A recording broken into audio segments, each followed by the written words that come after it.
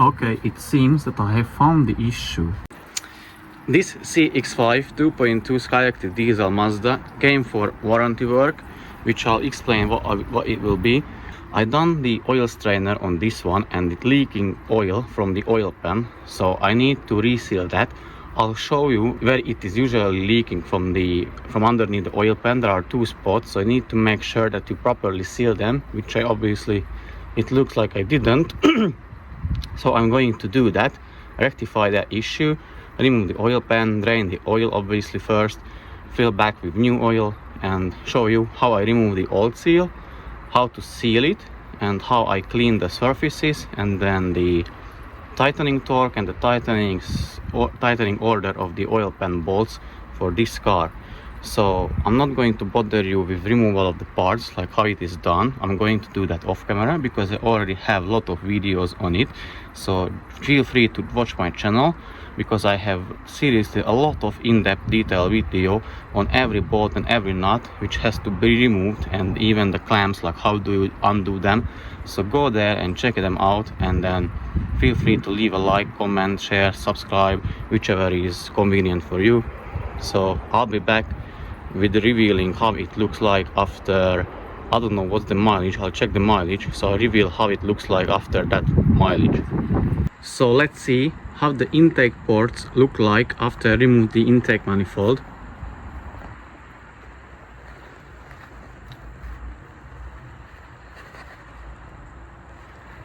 They are bad, but not the worst ones I've seen so far. They're quite oily, not dry carbon, so I guess it may have like the turbo is maybe failing and lets the oil to escape and gets back from the intercooler pipe back to the intake manifold and to the intake ports.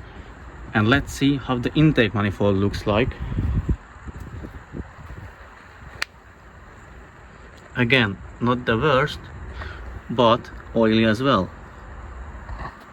This plastic cover is on top of the oil pan.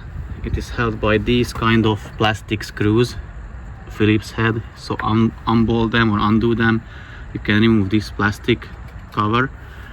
Another plastic cover, the big one, it is held by bunch of 8mm hex bolts in the front and a few plastic tabs in the rear. So here is the oil pan itself. As you can see, it is held by a bunch of 10mm bolts around the perimeter of the oil pan. Let me show you where it is leaking from.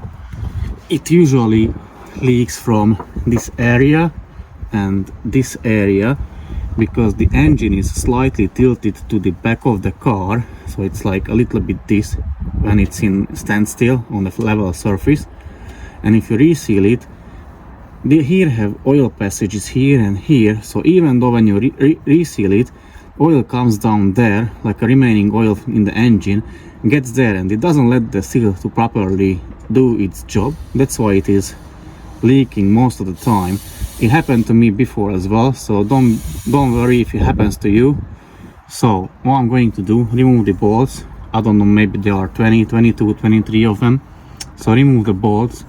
The oil pan won't fall off, especially if you still have the original seal. It will be extremely difficult to get this one off. You need to start somewhere here. I'll show you the tools I use to get the oil pan off. So basically you start it here, move that tool around the perimeter and get it off, and then remove the old sealant on the engine block surface, touch up or clean the surface of the oil pan, and basically you can reseal it and tighten the oil pan in a tightening sequence and use the torque specs needed for the oil pan and let it, let's say, rest at least a day. Then refill the engine with oil and you can start up the car. So with the tools you have two options. This is like a proper tool for the job. It is from Amazon, maybe 10-12 pounds, I don't know. So basically you hit it or put it this side, this flat side, between the engine block and the oil pan like this. Hit it here so you can put it, and then you have two sides, here and the other one, and you can hit it with a hammer and just slide it around the perimeter of the oil pan. I'll show you what I mean by that. And this is an improvised tool. My father made it. As you can see, it's a size 18 spanner, but we cut this side of it.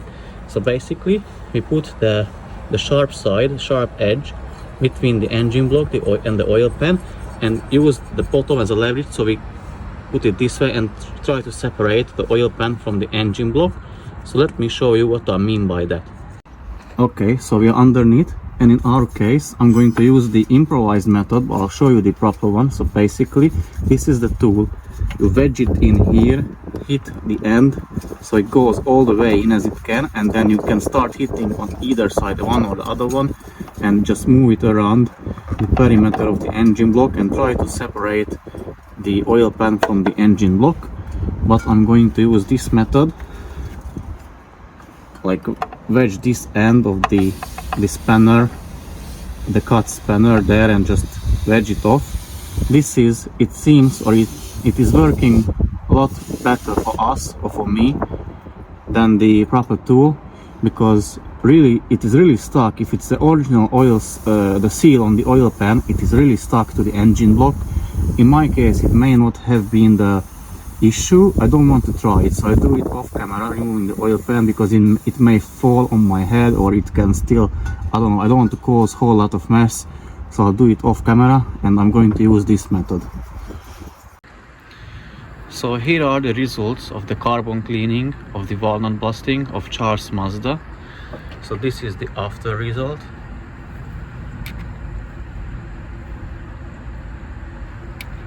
As you can see, day and night difference.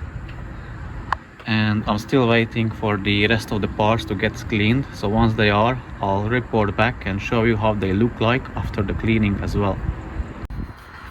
Okay, it seems that I have found the issue. So basically the oil pan is off now, and you see here this groove which is around the perimeter of the engine block. There was no silicone sealant, so it is very likely that I have forgotten to seal that, and I just sealed the oil pan. So now it is obviously clean now. Okay, I need to clean those drips of the oil, because I still need to clean the oil pan. So I'm going to clean the oil pan, reseal this one, the engine block surface, reseal the oil pan, put them together, tighten everything down, and let it sit for a day, for overnight, and then fill the engine up with oil, and basically that's it. So here is the oil pan removed, and as you can see, still sealant on the surface of it. So what I'm going to do, basically use this scraper first, scrape off the big chunks of the sealant, then use one of these sealant removers, this one or the other one.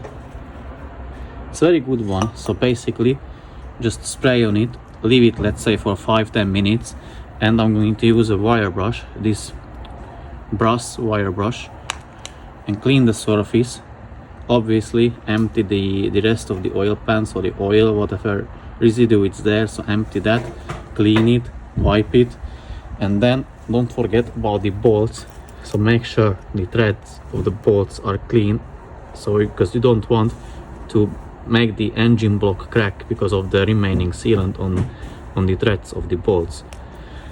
I'm going to then apply silicone sealant, the black one. I'll show you which one. Apply on the perimeter of the oil pan. Also this time not to forget the engine block, and then put them back together.